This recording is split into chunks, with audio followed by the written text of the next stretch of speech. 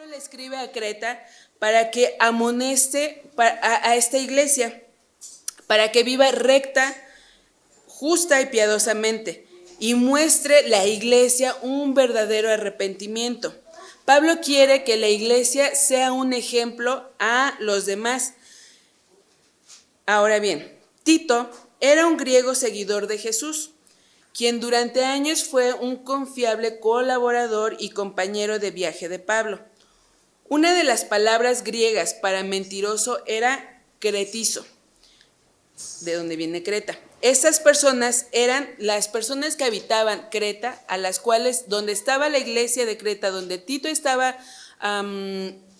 pastoreando, estas personas eran infames, no la iglesia, o sea, lo que estaba a su alrededor.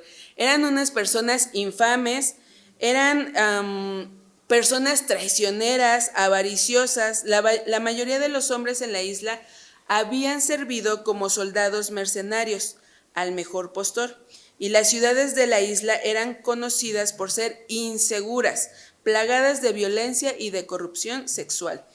Pablo le escribe a Tito en un momento de intensos desafíos para la iglesia primitiva.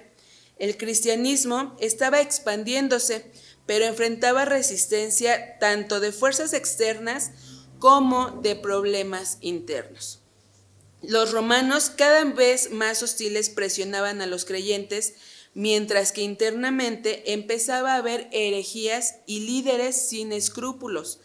Amenazaban la pureza del evangelio. Pablo, consciente de la urgencia de establecer comunidades fuertes, envía esta carta a Tito, siendo la principal amenaza el sincretismo religioso y cultural, el cual se estaba infiltrando en la iglesia y daba lugar a la ambigüedad de los creyentes cretenses. Uno de los problemas en las iglesias cretenses era que había una mezcla de ideas sobre Jesús, el Dios que nosotros conocemos, y las ideas en ese momento de Creta sobre los dioses griegos, con los cuales ellos crecieron, específicamente con Zeus, su dios principal. Los cretenses decían que Zeus nació en una isla y les encantaba contar historias y mitologías acerca del carácter corrupto de Zeus. Pablo quiere mostrarles a los cretenses al único Dios al cual fue revelado a través de Jesús y que es totalmente diferente a Zeus, pues los rasgos principales de su carácter, de Jesús, son fidelidad y verdad. Por lo tanto, Pablo quiere... hermanos.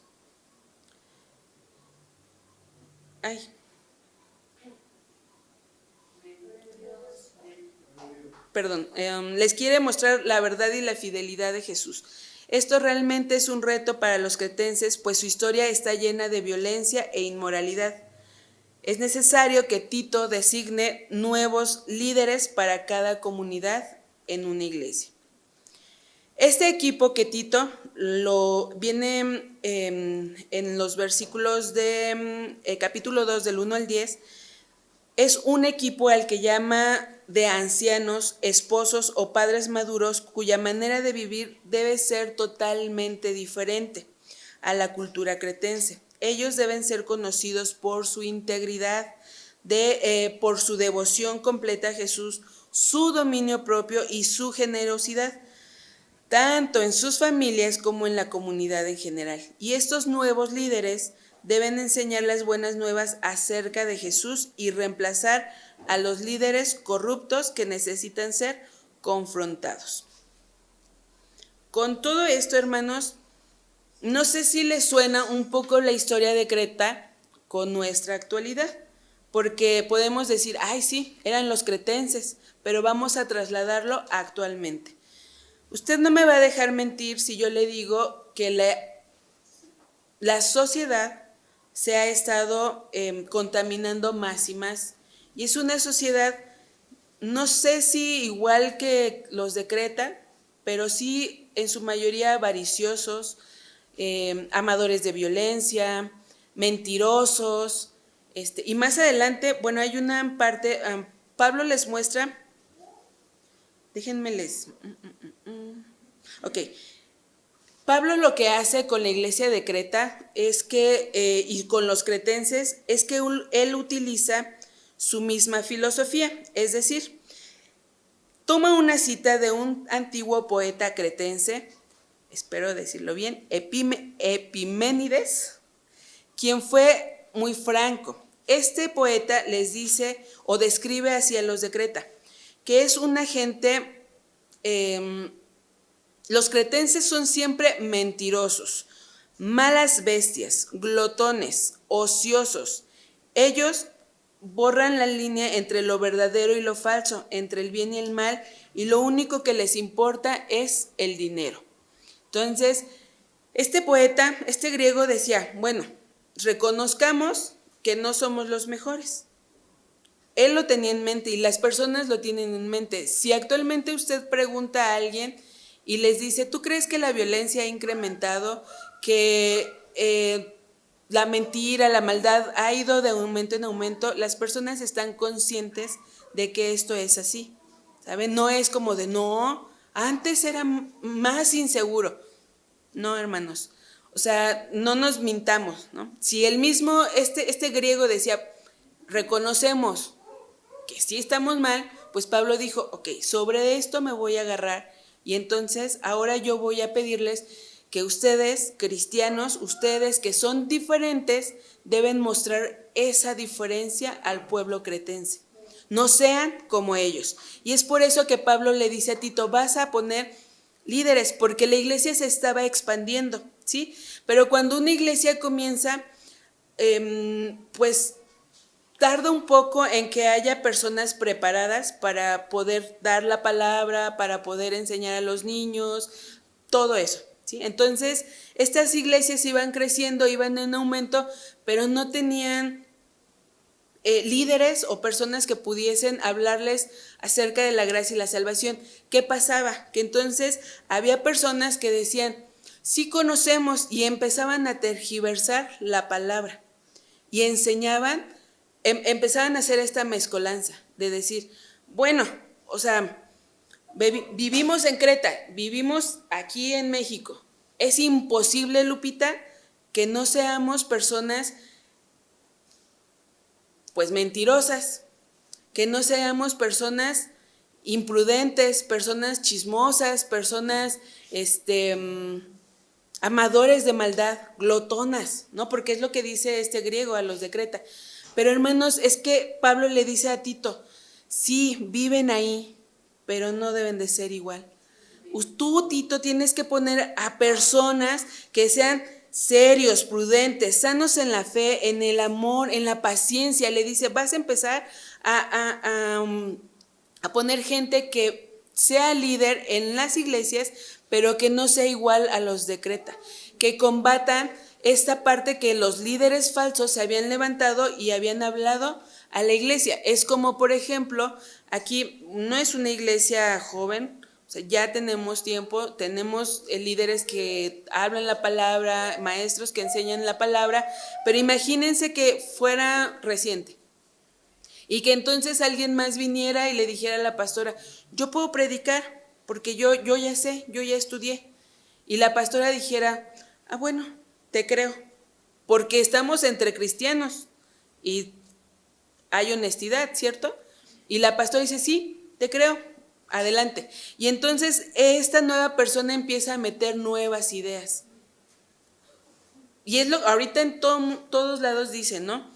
Ya se está, y sí, no lo dudo, se está mezclando mucho la psicología, se está mucho mezclando esta parte de pensamiento positivo, el tú puedes, o sea, todo eso, ¿no? De una forma bien sigilosa. Y la gente a veces no nos percatamos. Digo no nos porque no es que diga, ay, yo sí, ustedes porque están ciegos. No, a veces no caemos en cuenta. Pero hay algo que los líderes deben de tener y esto es el Espíritu Santo, que les va a decir por ahí no es. Y eso es lo que Pablo le dice a Tito. Vas a empezar a poner personas No los que vengan y te digan que saben, sino que tú, el Espíritu Santo, te va a ir dirigiendo. Y estas personas van a ser ejemplo. Ahora bien, vamos a ver algunas características a lo que hace mención Pablo que debemos considerar para tener una vida ejemplar. Y el tema era enseñados por la gracia. Pablo comienza en el versículo 11, dice, porque la gracia de Dios se ha manifestado para salvación a todos los hombres. Pablo les comienza a hablar acerca de la gracia. Primero, debemos entender que la gracia de Dios es el favor inmerecido, es el don de amor, de perdón, de salvación que Dios ofrece a nosotros los humanos. No por los méritos de ser humanos, sino por la bondad, por la misericordia de este Dios dador. Es que esta doctrina de la gracia debe impactar a los que la hemos recibido y no debe reflejar se debe reflejar en nuestro diario vivir. En los primeros versículos, como ya les comenté, Pablo le dice a Tito, les habla acerca de la sana doctrina. Y la sana doctrina, sana para empezar, significa saludable. Y es una palabra que Pablo utiliza 9 veces en las epístolas pastorales, pero de esas 9, 5 en Tito. Siempre en el sentido de que la verdad produce bienestar y crecimiento espiritual. Lo que Pablo menciona en los versículos del 2 al 11 del segundo capítulo se refiere a las verdaderas actitudes y acciones que corresponden con la verdad bíblica y se basa en ella. El pueblo de Dios debe conocer la verdad que conduce a la salud espiritual plena, no solo para agradar a Dios, sino también para tener un testimonio eficaz ante los no creyentes. Y comienza a describir los requisitos que deben tener aquellos a los que va a poner delante de la iglesia como líderes. Se buscan hombres que deben cumplir con ciertos requisitos debido a que la gracia de Dios, además de conocer la salvación, también exige un cambio de vida en aquellos que la reciben. Nadie puede afirmar que recibió la gracia de la salvación si además se niega a aceptar su enseñanza. Este cambio en el estilo de vida se fundamenta en la expiación y la esperanza del regreso de Cristo. Es decir, del 2 al 10 nos dice que los ancianos, estos que van a liderar, dice, sean sobrios, serios, prudentes, sanos en la fe, en el amor, en la paciencia. Las ancianas, asimismo, sean reverentes en su porte, no calumniadoras, no esclavas del vino, maestras del bien, que enseñen a las mujeres jóvenes a amar a sus maridos y a sus hijos, a ser prudentes, castas, cuidadosas de su casa, buenas, sujetas a su marido para que la palabra de Dios no sea blasfema. Exhorta asimismo a los jóvenes a que sean prudentes, presentándose en todo como ejemplo de buenas obras, en la enseñanza, mostrando integridad, seriedad. Palabra sana e irreprochable, de modo que el adversario se avergüence y no tenga nada malo que decir de vosotros. Es decir, Pablo les empieza a decir, para que nosotros debemos entender que estamos bajo la gracia, aceptamos esa gracia, esa salvación. Pero como ya somos salvos, tenemos que vivir de una manera diferente. ¿Ja? Y tiene palabra para los ancianos, para las ancianas, para las mujeres, para los jóvenes, varones y mujeres, jóvenes mujeres. Les empieza a decir cómo debemos de ser cada uno de nosotros, cómo debemos de comportarnos. Pero además dice que la salvación que se ha ofrecido a todos los hombres y no solo a algunos. De nosotros depende el aceptarla o seguir viviendo sin Cristo. Debemos entender, hermanos, que la gracia debe de impactar nuestras vidas de tal manera que se debe de ver que renunciamos a todo aquello que ofende al Señor. Sobre todo, se debe de ver reflejada la búsqueda de todo aquello que glorifica al Señor.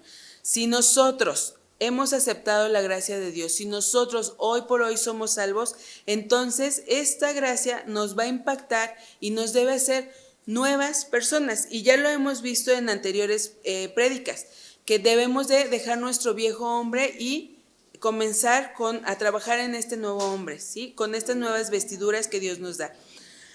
Ahora veamos que hay características que van ligadas a la gracia salvadora. Ya entendimos que nosotros fuimos salvos y que no podemos vivir como el resto de las personas, que se debe de ver un cambio significativo en nuestra manera de vivir y en nuestra forma de hablar, en nuestra forma de comportarnos, porque por medio de eso nosotros vamos a reflejar a las demás personas que hemos sido salvas, que hemos sido merecedoras de la gracia de Dios. En el verso 12 dice, enseñándonos que renunciando a la impiedad y a los deseos mundanos, vivamos en este siglo sobria, justa y piadosamente. Comienza que la gracia nos enseña que renunciando a toda impiedad y a los deseos mundanos, tenemos que vivir como ahí dice.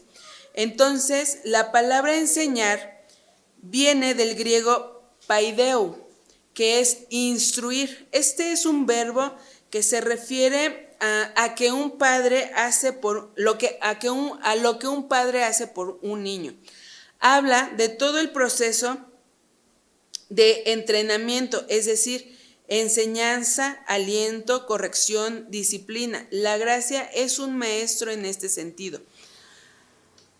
Nosotros, cuando somos salvos, nacemos de nuevo, ¿cierto? Y somos como bebés, dice la Biblia, ¿no? Y entonces nos tienen que enseñar. La gracia es lo que nos enseña, nos instruye, nos dice cómo debemos de ir viviendo, cómo debemos de vivir, cómo nos debemos de manejar, cómo debemos de actuar, cómo debemos ordenar incluso nuestras vidas. Esto es lo que nos va a empezar a enseñar la gracia. La gracia nos enseña a renunciar, pero no solo a evitar, a renunciar a aquellas cosas a lo que a veces nos es imposible, porque el mundo nos tienta y a todo aquello que es fácil de obtener, es imposible decir, no, esto no. Pero la gracia nos enseña a renunciar a esto, al mundo, a las tentaciones, a cada deseo y sentimiento, de manera que nuestra fe pueda ser demostrada. La salvación es transformadora.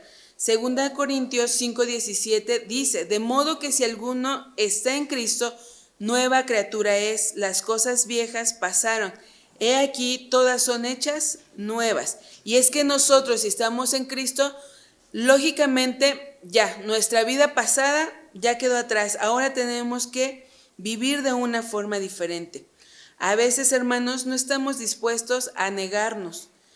Y es que negar se refiere a renunciar, a repudiar, en este sentido, a repudiar la impiedad, es decir, la maldad, a la perversidad, a los deseos mundanos. Nosotros debemos renunciar a aquellos anhelos o actitudes, comportamientos que actúan, que no están alineados con los valores de esta nueva naturaleza, sino que están ligados a los valores del mundo pecaminoso. ¿Cómo vemos esto, hermano? Es cuando empezamos a conocer a Dios, a veces se nos complica el dejar ciertas acciones, y es lógico, porque vivimos no sé cuántos años, no sé a qué edad usted conoció a Dios, pero tenemos una identidad diferente. Y la identidad es formada a través de nuestro contexto social, de las personas que están a nuestro alrededor, de nuestros padres. Y si nuestros padres nunca conocieron a Jesucristo, pues nosotros vamos a tener una identidad no con Cristo, sino diferente. Una identidad que se va a adecuar a este mundo.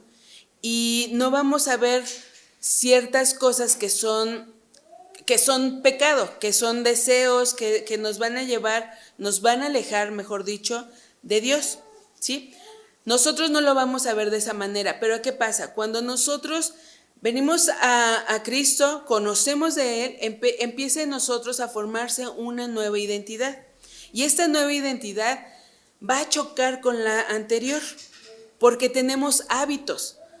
Y si simplemente a veces el dejar el refresco, dejar el pan o dejar la mala alimentación nos cuesta muchísimo. Los dulces, aquellos que son diabéticos, nos cuesta mucho. Y decimos, es que es imposible, pero es un deseo que tiene tu carne. Y es lo que dice Pablo, dice, la gracia te va a enseñar a renunciar a esto. Con esta nueva identidad tú vas a decir, ok, es que ahora ya no vivo yo, sino va a ser Cristo en mí. Entonces, esta gracia salvadora me va a enseñar a vivir de una manera diferente. Pero si tú no te dejas moldear, hermano, esto va a ser imposible. Si tú dices, pues, ¿qué tanto es tantito que yo no puedo comer chocolate? Es un ejemplo. ¿Qué tanto es tantito que es una pasita cubierta de chocolate? Pues es poquito, no me va a hacer daño.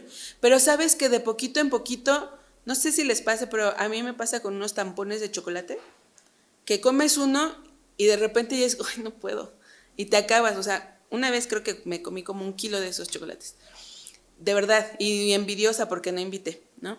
Pero es así, los deseos nos van así poquito a poquito, y nosotros no vemos eso, siendo que ya tenemos una nueva identidad. Pero como no nos desprendemos de la identidad pasada y decimos, pues, ¿qué tiene de malo? Culturalmente es lo que nos enseñan, ¿cierto? No tiene nada de malo si yo hago esto o si hago aquello, porque está aceptado ante la sociedad. Sí, ante la sociedad, pero ante Dios, no. Por eso es que dice Pablo a Tito, esta gracia te va a enseñar a renunciar, a repudiar, a alejarte.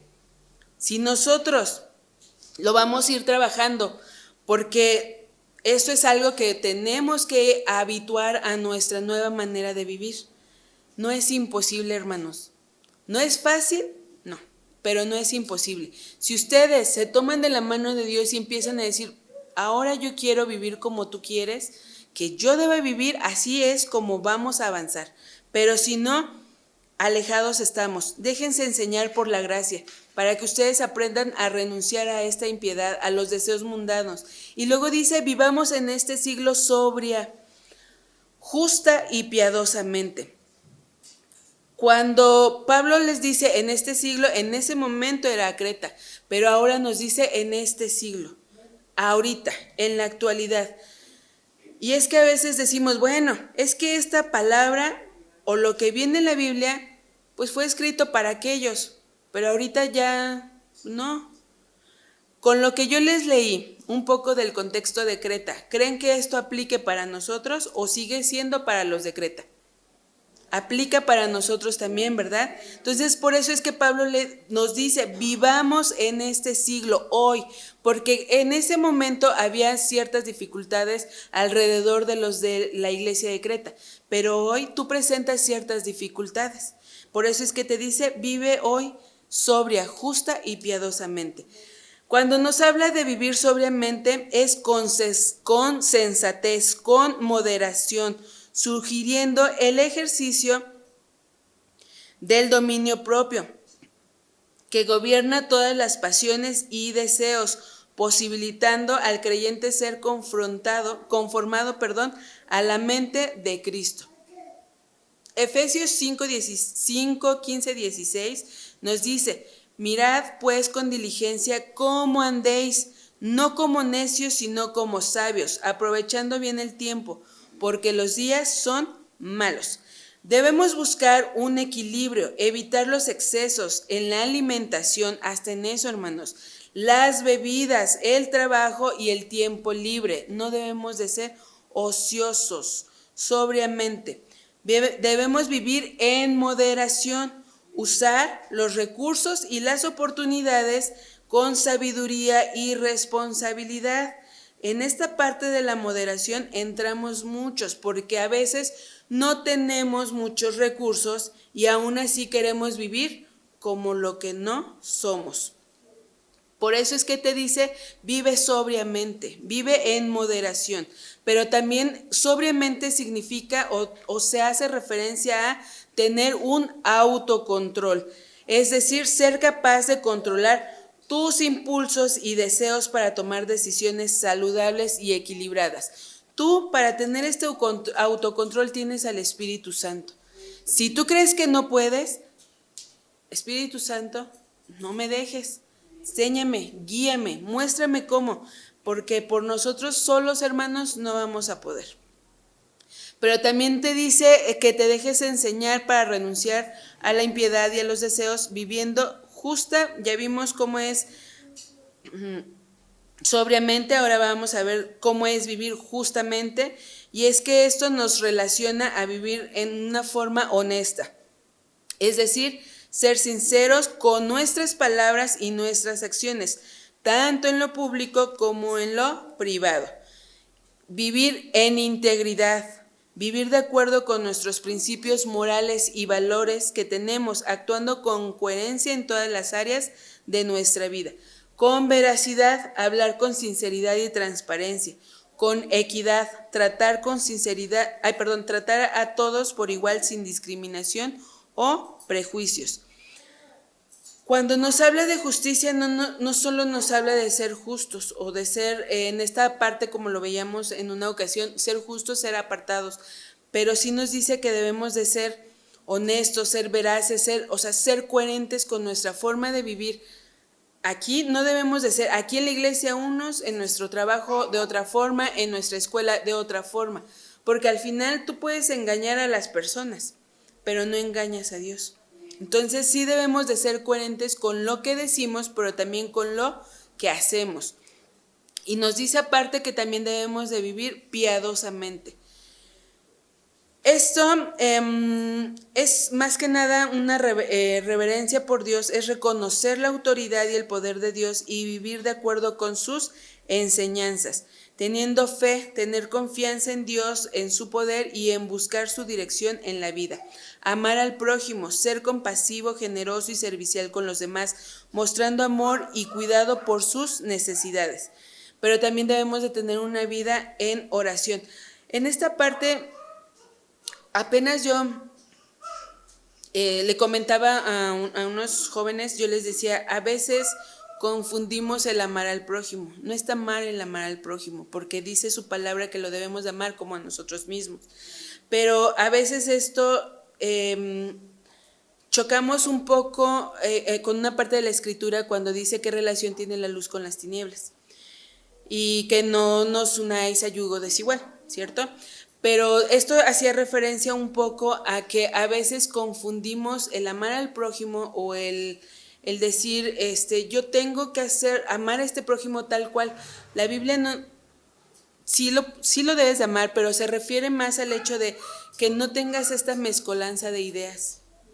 O sea, tú sé firme en tu convicción, en lo que tú crees, en tus valores, en lo que la Biblia nos enseña, porque al final este es nuestro manual de vida.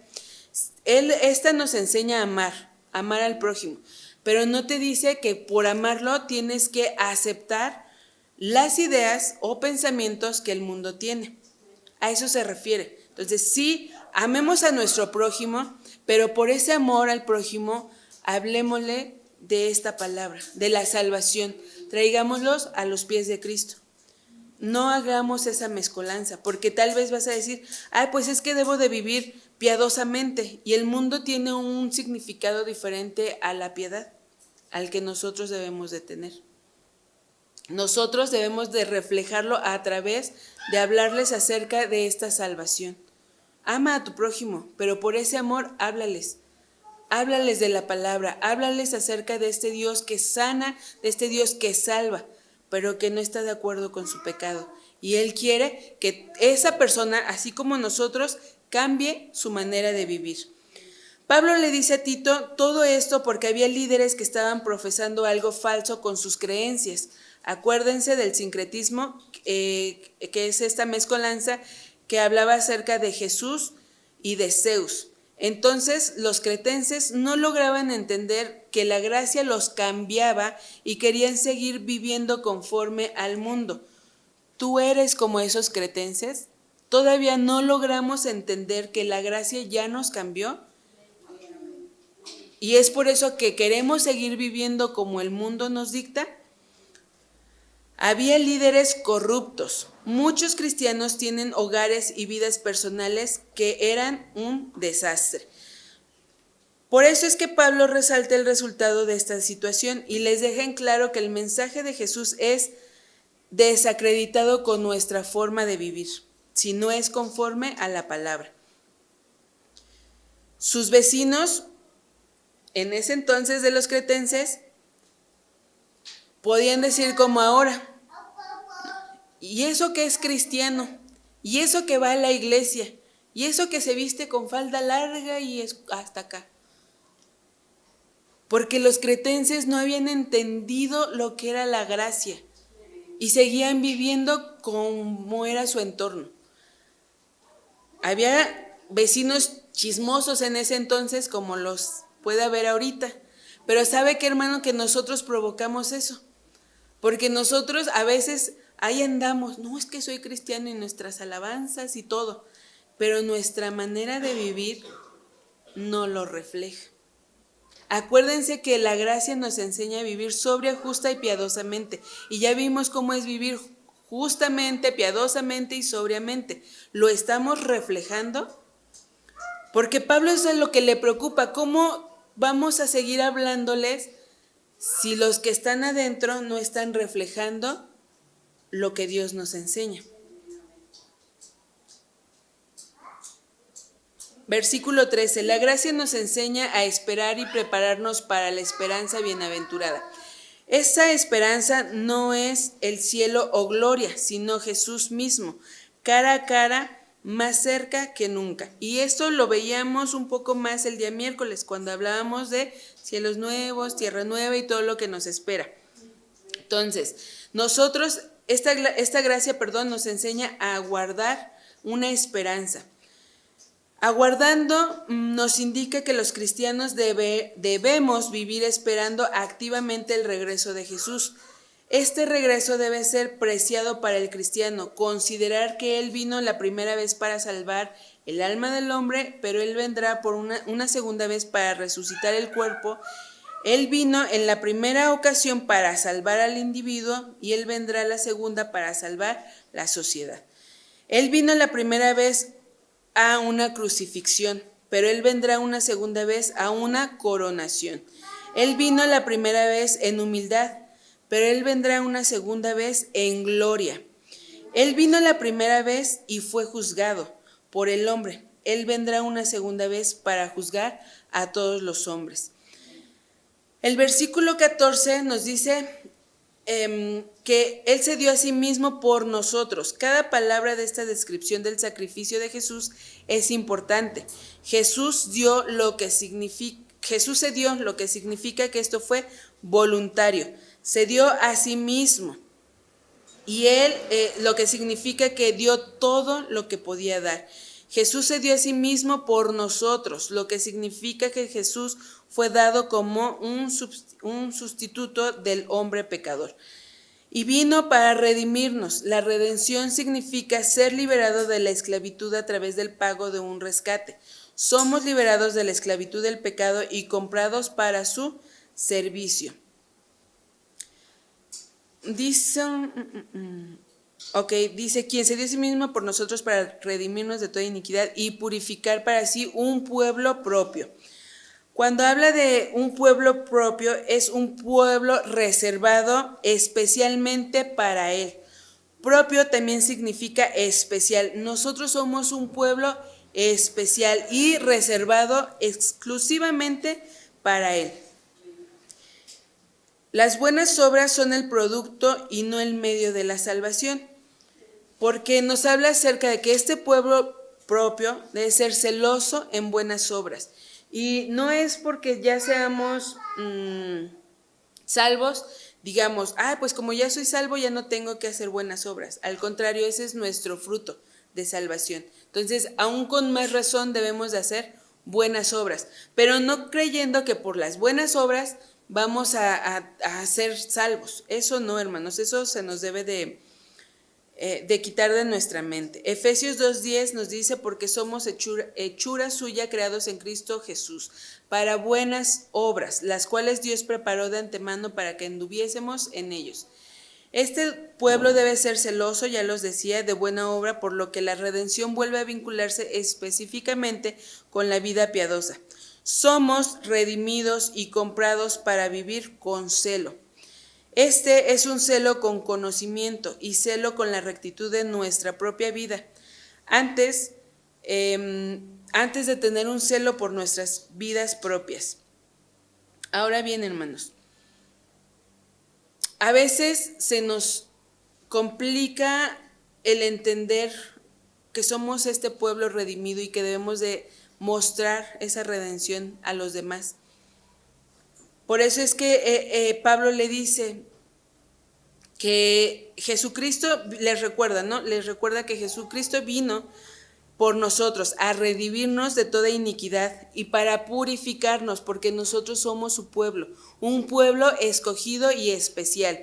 Pero como pueblo nosotros también tenemos una obligación, y este es ser celoso de las buenas obras. Vemos el versículo 15 que nos dice: esto habla, exhorta y reprende con toda autoridad, nadie te menosprecie. Este último verso engloba todo lo del capítulo 2, porque les está enseñando sobre la sana doctrina, pero les está marcando qué es lo que tienen que hacer.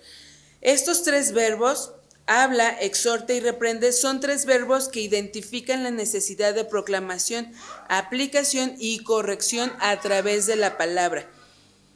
Si Tito hablaba con toda autoridad, tenía que respaldarlo con su vida. Tito tenía que vivirlo para que nadie pudiera menospreciarle a él o a su mensaje.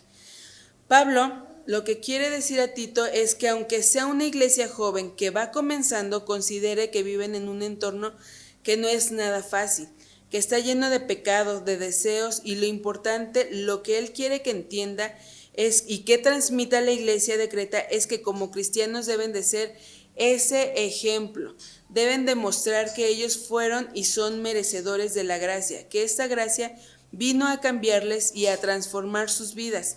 El mensaje cristiano debe ser convincente de que sus vecinos descubran que son cristianos por su devoción a un Dios totalmente diferente y que viven bajo un sistema de valores totalmente diferente. Pablo le da a entender todo esto a Tito, pero también nos da a entender todo esto a nosotros.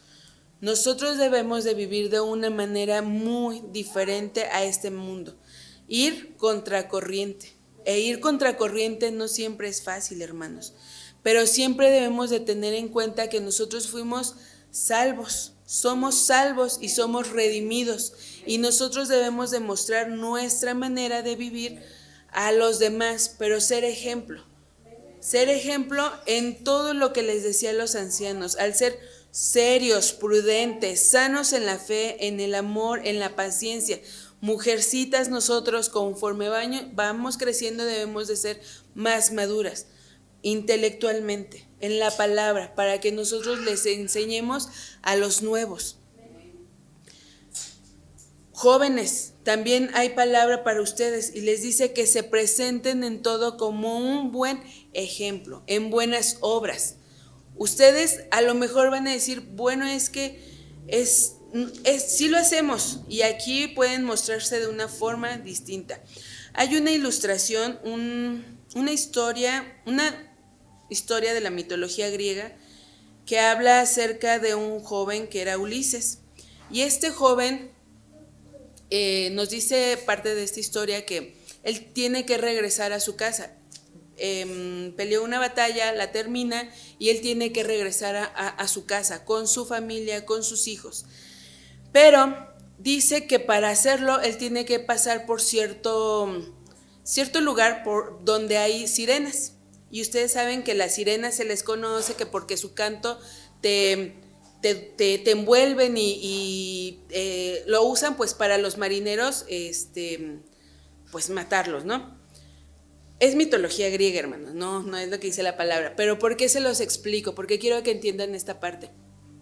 Este joven, Ulises, tiene que pasar y él les dice a sus marineros, vamos a pasar, pero yo soy curioso, entonces yo sí quiero escuchar el canto de las sirenas, pero no quiero morir.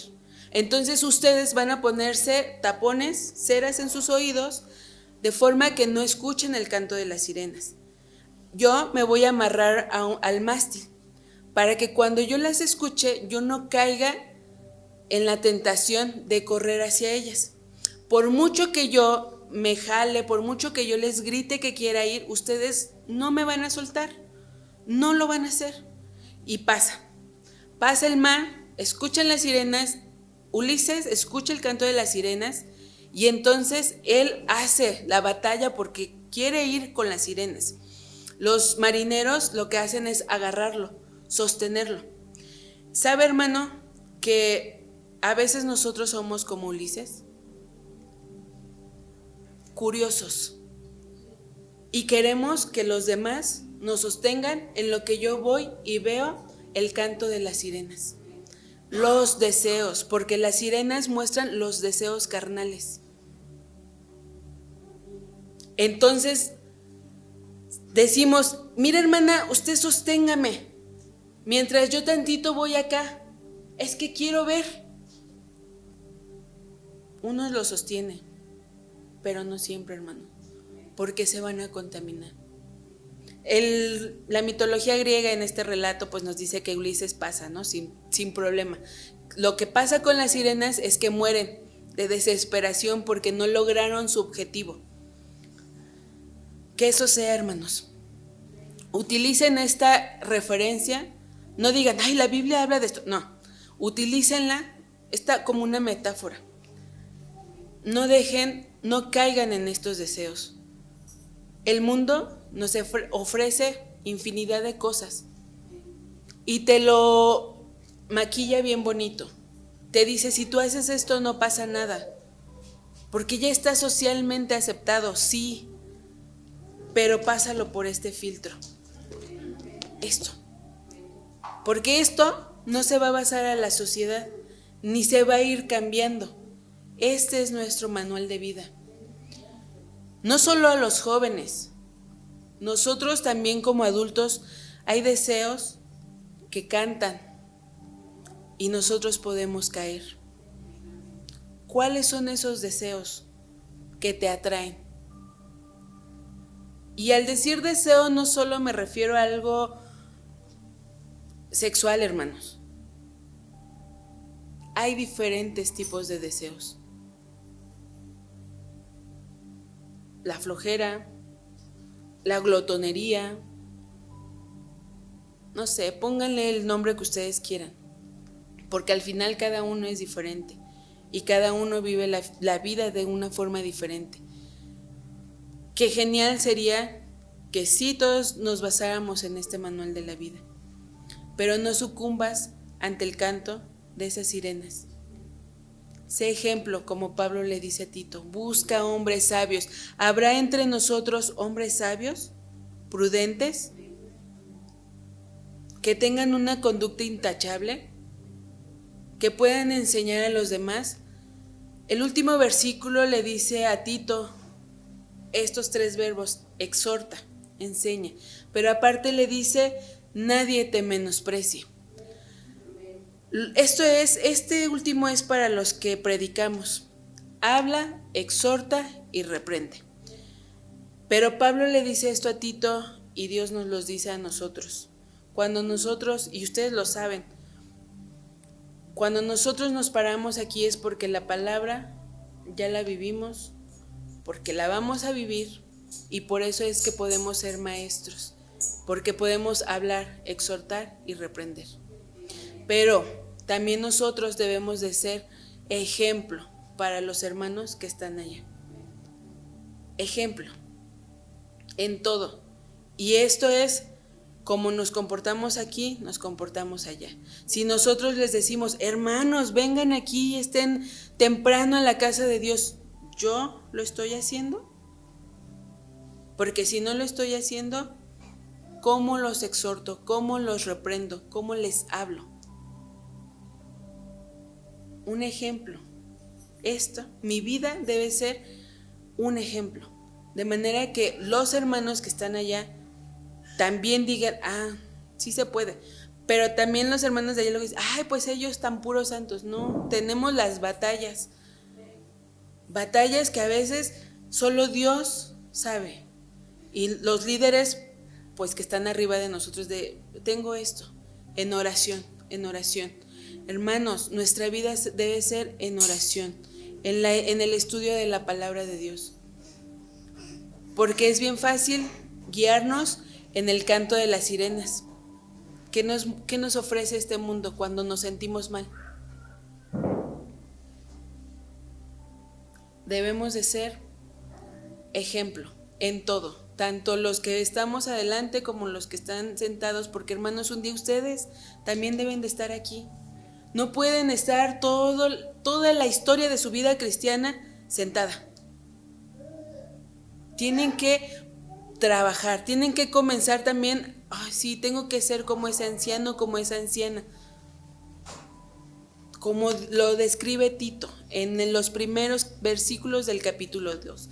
Nadie te menosprecie, porque aún aquí se han parado jóvenes, muy jóvenes, a dar palabra. Y a veces nosotros los que estamos sentados, ya me la sé. Yo puedo sacar una mejor exégesis. Yo ya, no, Tito, ya de derecha a izquierda. Pero Dios tiene algo que enseñarte, algo nuevo. Y si no, tiene algo que recordarte, porque a veces lo olvidamos. No menospreciemos a los que se paren aquí a dar palabra de Dios, porque es el mismo Dios hablando a través de sus hijos. ¿Ven? Cierre sus ojos, hermanos, medite. Si es que usted